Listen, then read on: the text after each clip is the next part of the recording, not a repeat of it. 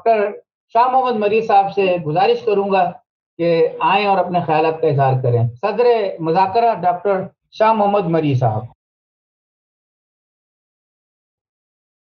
नहीं दोस्तों, बहुत देर से हम बैठे हैं, कुछ 4.5 घंटे हो गए हैं।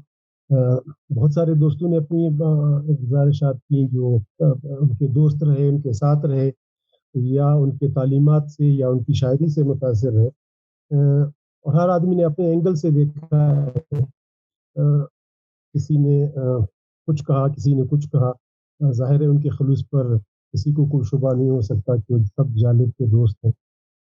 हम सिर्फ डरे हुए हैं कुछ अरसा पहले से कि इतने बड़े बड़े लोग जिन्होंने ज़िंदगी अपनी गुजारी मुसीबतों में, तबाही में, अवाम के खिदमत में, जेलों में, रेलों में, उनकी मौत के बाद फिर कब्जा कुछ करने की कोशिश की मुखालिफिन ने, या उस क्लास ने जिस क्लास के खिलाफ वो लोग लड़ रहे थे। तो उस वजह से वो डर लगता है कि एक ऐसे आदमी को, कम से कम मेरा अंदाज़ा नहीं था कि जालिब के बारे में सिवाय इनकलाबियत के, सिवाय उसके प्रोलतारी होने के, सिवाय उसके अवाम दोस्त और वतन दोस्त होने के, सिवाय उसके साम्राज्य दुश्मन होने के और जागीरदार दुश्मन होने के, सिवाय उसके सोशलिस्ट और कम्युनिस्ट होने के, कोई और बात मुमकिन भी नहीं है कि जालिब के बारे में कोई बात की जा सके। इसलिए कि किसी ने छुपाया होगा, कोई छुप सका होगा, कोई छोटा रहा होगा। ये आदमी तो स्टेज का आदमी था और लाखों आदमियों का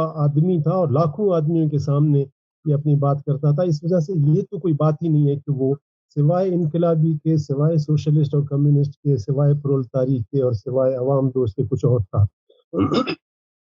शायर था, ठीक है, लेकिन ये है कि बुनियादी तौर पर वो एक नज़रिए के साथ वाबस्ता था, और उसका नज़रिया यानी अवाम के साथ जुड़ने का और अवाम को अच्छे मुस्तकबिल देने का नज़रिया था। क्यों हुआ, मेरा मतलब है ये आदमी इनकलाबी क्यों बन जाता है, इसकी बहुत सारी वजूहत हैं, लेकिन ये एक बहुत बड़ी वजह ये भी है कि माहौल क्या है उसका, उसके सराउंडिंग क्या है, वो कहाँ रहता है, वो किस क्लास से ताल्लुक़ रखता है, उसका सोशो इकोनॉमिक सिचुएशन क्या है। जालिब का वालिद सूफ़ी था या नहीं था मुझे बिल्कुल नहीं पता, लेकिन इतना मुझे पता था कि वो मेहनत कश आदमी था, वो जूते सीता था, वो उधर से उसकी इब्तिदा हो गई। और ये आदमी जब आया और जब मरा, ये कभी भी किसी महल में इसने वक्त नहीं गुजारा, अपने महल में मेहमान तो रहा होगा, लेकिन डेढ़ कमरों के मकान में 8 आदमियों के साथ उसने ज़िंदगी गुजारी। ये वो आदमी था। ये इनकलाबी न बनता तो और भला इनकलाबी कौन बनता।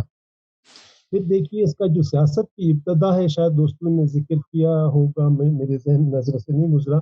1954 में ये आदमी हैदर बख्श जतोई के साथ इन्होंने काम किया, हारी कमेटी बनाई, सिंध के किसानों को ऑर्गेनाइज करने से इसने इब्तदा की, और फिर जतोई साहब के इलेक्शन में इन्होंने हिस्सा लिया, कैंपेन में, और वहाँ उनका जो मुकाबला था वो बहुत बड़ा जमींदार था।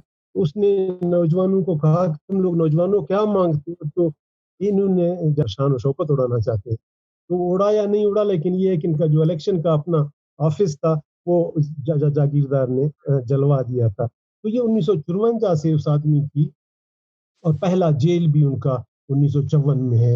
यानी वो बहुत 28 में पैदा हुए और 54 में उनका पहला जेल है। तो लिहाजा ये कहना कि वो जालिब के नज़रिए के बारे में किसी को कोई शक है या कोई इधर-उधर मोल्ड कर सकता है, ये मुमकिन नहीं।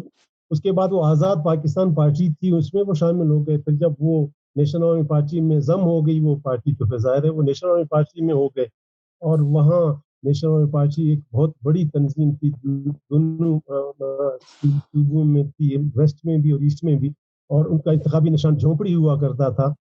और जब वो इलेक्शन हो गए तो उनका शायरी जालिब ने लिखी थी कि झोंपड़ी जो है सदियों क्या का निशान, या हम रहेंगे या रहेगा जुल्म ज़ेरे आसमां। तो वो उस वक्त शुरू करते हुए, और आखिर में भी किसी दोस्त ने कहा कि वो फिर पार्टी से इस्तीफा देकर किसी पार्टी में शामिल नहीं हुए। ऐसा नहीं है, वो आखिर में उन्होंने अपनी पार्टी बनाई थी, और उस पार्टी का नाम जैसे दोस्तों ने बताया था कि वो प्रोलेटारी पार्टी थी।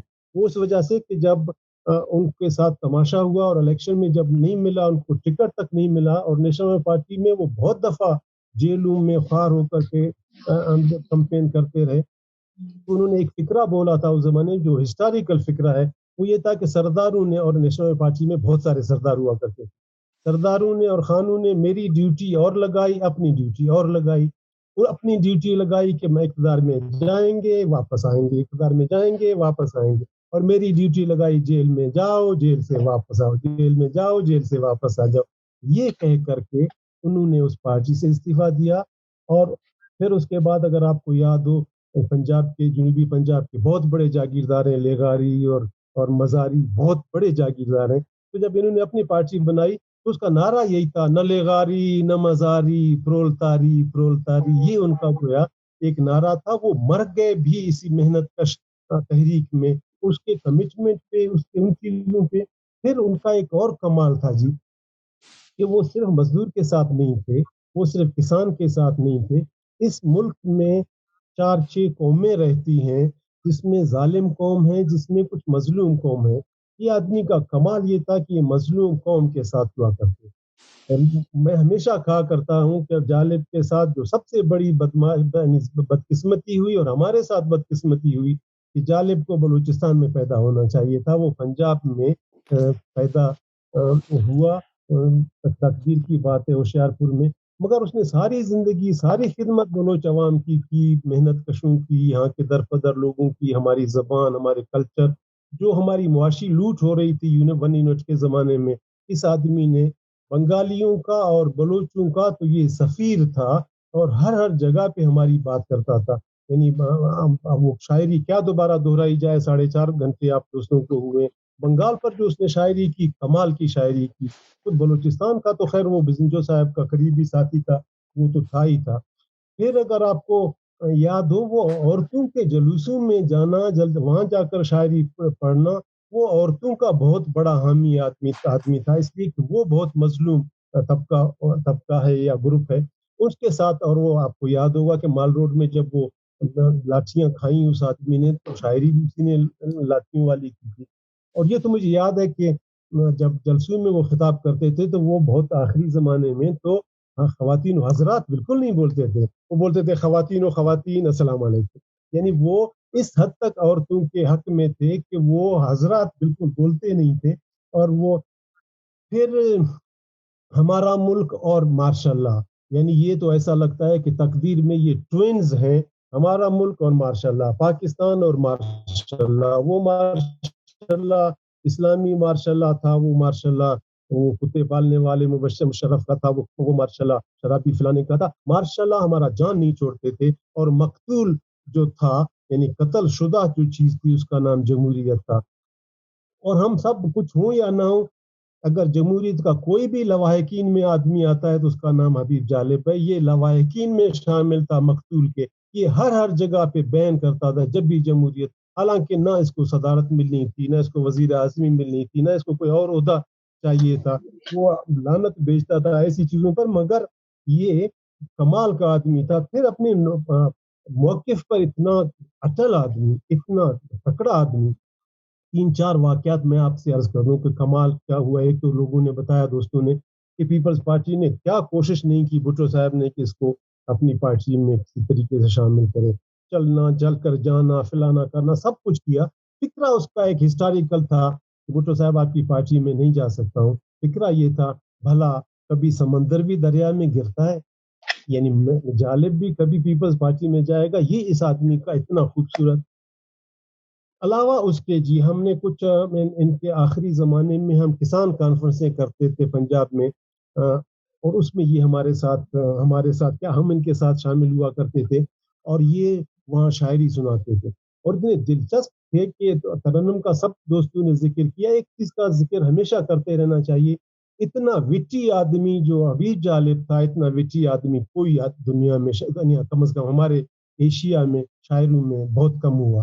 کہ وہ فل بدی ایسی فکریں بولتا تھا کہ پورے کا پورا 1.5-2 لاکھ کا, اور وہ بھی عام کسانوں کا, ان پڑھ لوگوں کا, دیہاتی لوگوں کا مجمع ہو, اور یہ آدمی آ جائے اور وہاں ایسی شاعری سنائے. یہ कितना मुश्किल है ये जो सर को सबा वाली जो बात आप कर रहे थे, जो ये शायद ये कितना मुश्किल है इसका समझना।